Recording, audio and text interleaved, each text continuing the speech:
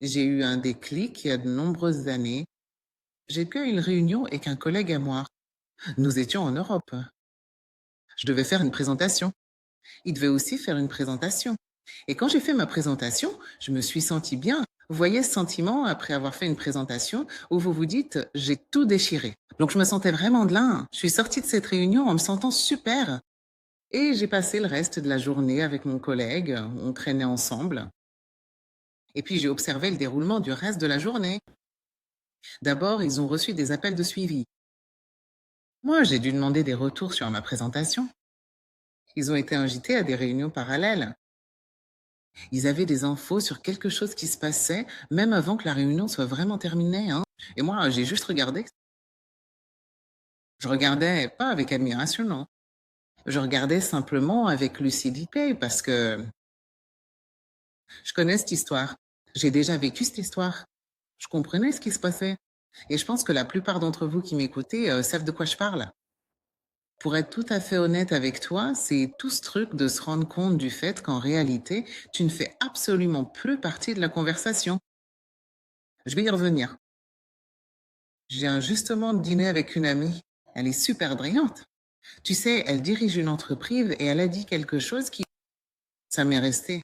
Elle a parlé de combien nous, les femmes, sommes concentrées sur le travail.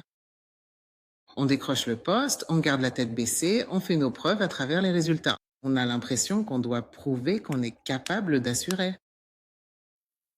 Et on connaît d'autres collègues qui font partie de ce cercle informel, tu sais, les cafés, les discussions à côté, les déjeuners, le golf. Et eux, ils avancent. Ils avancent plus vite et plus loin, pas parce qu'ils sont meilleurs, mais simplement parce qu'ils sont connectés d'une manière dont nous, on l'est pas. Et elle n'avait pas tort. Alors, laissez-moi vous montrer à quoi ça ressemble concrètement, parce que vous avez sûrement déjà vécu une version de ça. Pensez à la dernière fois qu'une grande annonce a eu lieu dans votre organisation.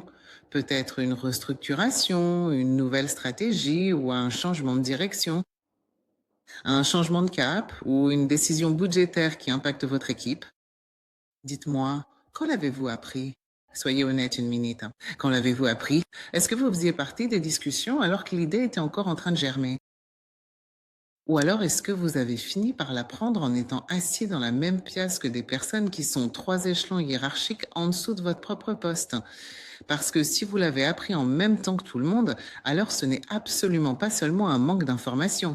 C'est un signe très clair de la place réelle que vous occupez dans le système de communication informelle au sein de l'entreprise.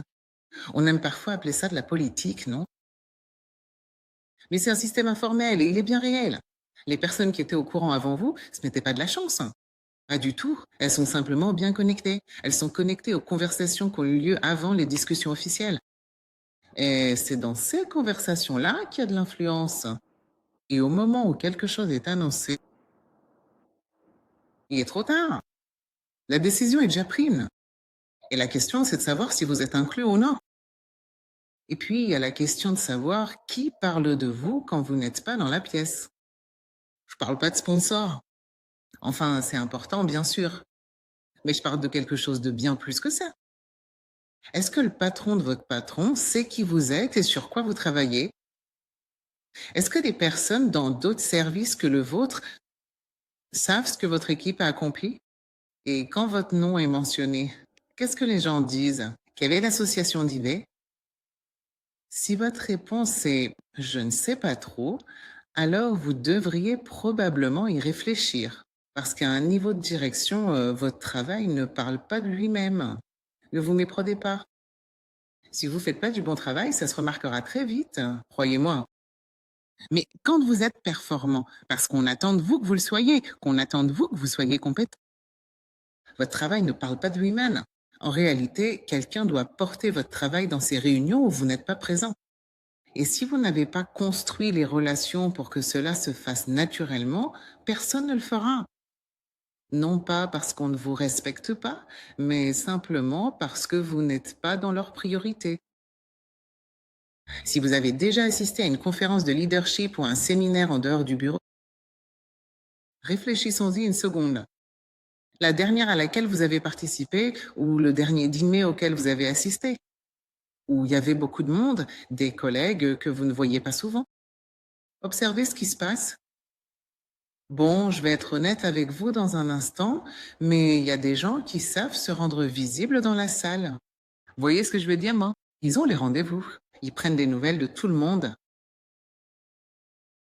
Ils se connectent avec tout le monde. Et puis, il y a ceux qui disparaissent dès que le dîner est terminé. Du genre, vous vous demandez, mais où est un tel? Ils sont partis? Ou alors, dès que la conférence est sur le point de se terminer, 5 minutes avant la fin, ils ont disparu. Pendant la pause de 15 minutes, devinez ce qu'ils font. Ils sont au téléphone en train d'appeler leur duo. Vous avez envoyé les documents? Vous avez terminé? Tout sauf parler à quelqu'un dans la salle. Et puis, il y a un troisième groupe. Je fais partie de ce troisième groupe. Et je pense que beaucoup d'entre nous appartiennent à ce troisième groupe qui est nous ne sommes pas le papillon. Nous ne sommes pas non plus la personne qui court directement dans sa chambre ou qui se précipite pour rappeler le bureau. Parce que, vous savez, oh là là, ils vont mourir sans nous. Mais nous, on est ceux qui ont tendance à parler à quelques personnes. Nous sommes réfléchis mais limités. Aucun de ces comportements n'est automatiquement mauvais, je tiens à le préciser. Mais si vous faites partie du deuxième ou du troisième groupe comme moi et que vous vous demandez pourquoi les choses bougent autour de vous plutôt qu'avec vous, c'est lié, je peux vous l'assurer. Les structures informelles, les systèmes, la politique, appelez ça comme vous voulez, c'est le système d'exploitation. Et ces cafés, ces dîners, ces conversations dans les couloirs, c'est là que tout se joue. C'est là que les choses se passent. Écoutez, je comprends parfaitement pourquoi on choisit de ne pas faire ça. J'ai malheureusement dû apprendre par moi-même, dès le tout début de mon parcours professionnel, que le fait de trop sourire ou de faire preuve d'une trop grande chaleur humaine envers les autres pouvait finir par coûter extrêmement cher à long terme. Donc, si j'entrais dans une pièce et que j'étais trop amicale, trop ouverte, trop souriante, ça pouvait changer la façon dont on me percevait. Parfois, les gens disaient: «Ah, elle n'est pas stratégique, c'est pas quelqu'un de sérieux». Et parfois, c'était autre chose que je n'ai même pas envie de nommer, vous voyez? Mais les gens se faisaient une fausse idée. Alors, gérer ça. Très souvent, vous savez, je mentorais des femmes à l'époque en leur disant: «Arrête de montrer tes dents. Arrête de montrer tes dents.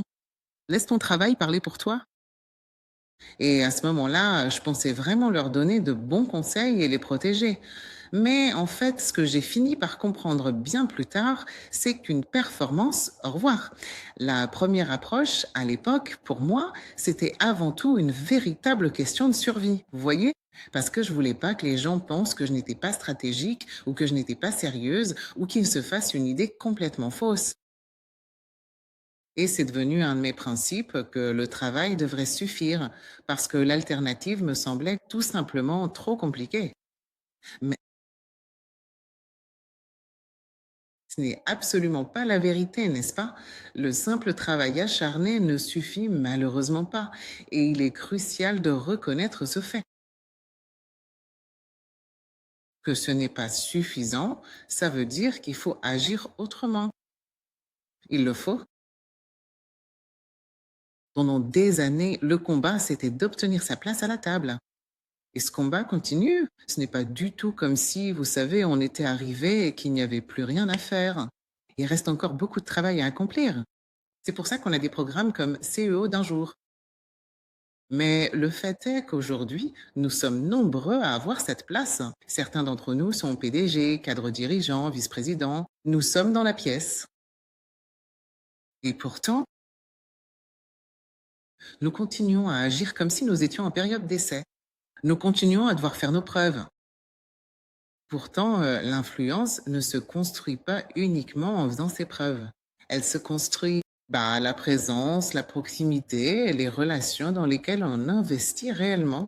Et écoutez bien, je vais maintenant vous proposer 3 options stratégiques et chemins distincts que vous pouvez choisir d'emprunter, car je pense qu'il est vraiment primordial pour vous d'analyser et de bien saisir que vous avez toujours le choix délibéré de décider si vous voulez jouer ou non ce fameux jeu politique au sein de votre entreprise. Certaines personnes sont faites pour ça. Elles adorent être dans une caf, Franchement, j'observe certains de mes collègues qui sont capables d'entrer dans une pièce, de parler à tout le monde, de prendre des rendez-vous avec tout le monde, de discuter, de s'asseoir, de prendre des cafés, de rire, facilement. Je regarde ça avec étonnement parce que j'ai du mal avec les banalités. Et si c'est ton truc, tant mieux. Je suis vraiment content pour toi. Fais ce que tu sais faire. Mais nous sommes nombreux à vraiment avoir du mal avec les banalités et à ne pas avoir envie de parler à des gens avec qui je n'ai pas de relation. Oui, je l'ai dit, je suis désolée, je n'en ai pas envie. Parfois, j'ai l'impression que c'est faux et ça me fatigue. Je préfère aller en profondeur avec une ou deux personnes plutôt que de rester en surface avec 20. C'est pas moi. Et encore une fois, je dis pas que c'est une mauvaise chose. Je parle juste de ma propre préférence. Donc il ne s'agit pas de devenir quelqu'un ou quelque chose que tu n'es pas. Il s'agit de trouver la version de ce chemin que tu dois emprunter en tant que cadre dirigeant qui soit honnête pour toi.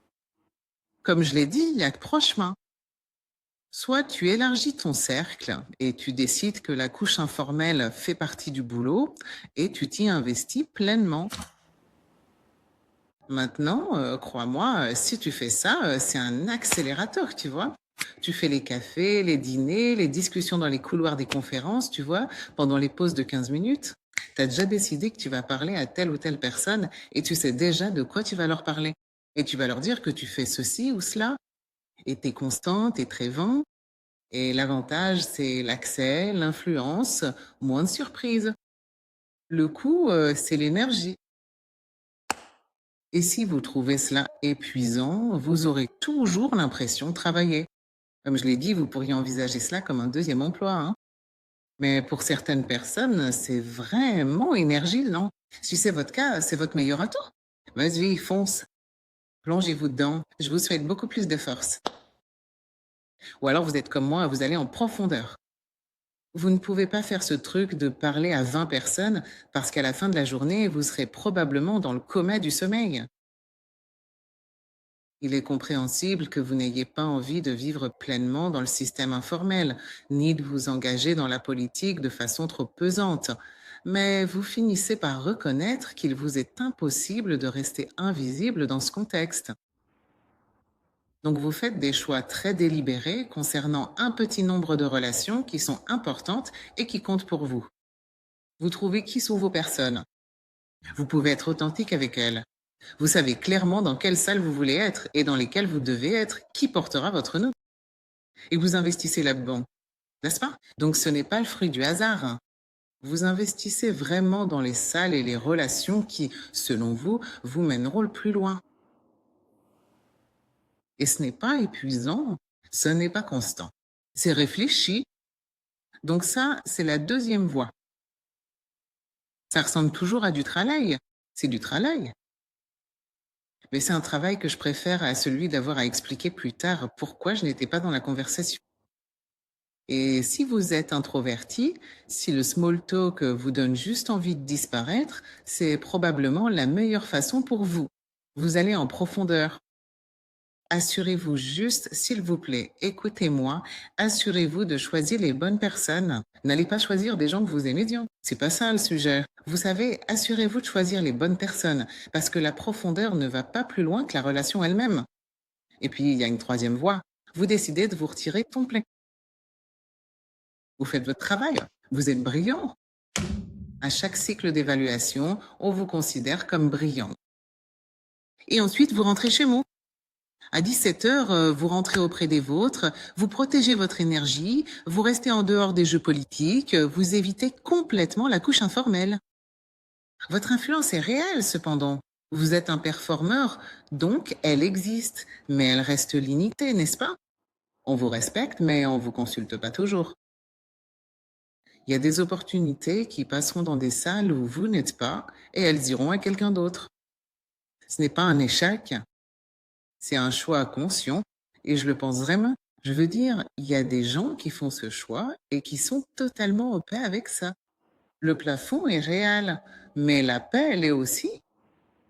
Et si c'est la paix que tu recherches, alors accepte qu'il y ait un plafond.